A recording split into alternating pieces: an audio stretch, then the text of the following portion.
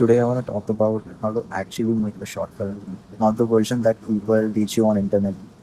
This is the version that I learned by getting it wrong first, and now I'm sharing my learnings here. So I had a script which I was proud of, and it had a twist. It was cleverly structured, and it had everything mapped out.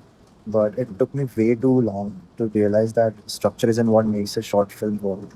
Nobody remembers the plot; they remember how a scene made them feel.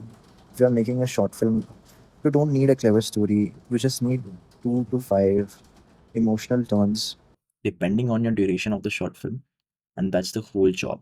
These emotional turns make the audiences feel something. If the audience isn't feeling something specific, something is wrong, and the scene isn't done yet, no matter how well it reads on paper.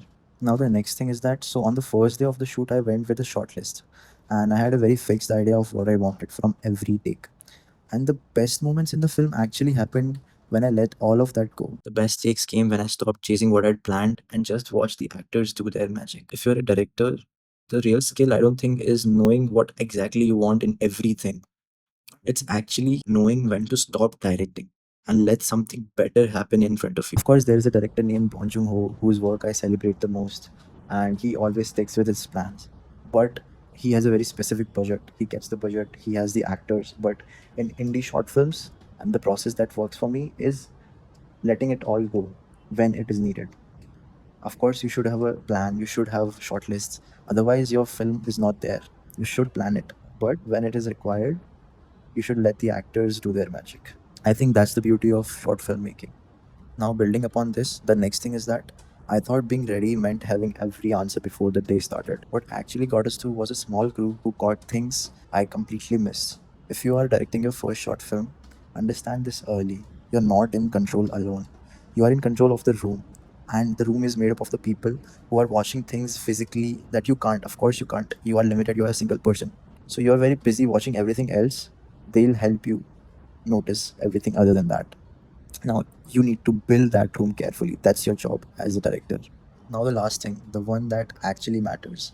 None of it was about the film, not even the money, not even the gear, not even about the story.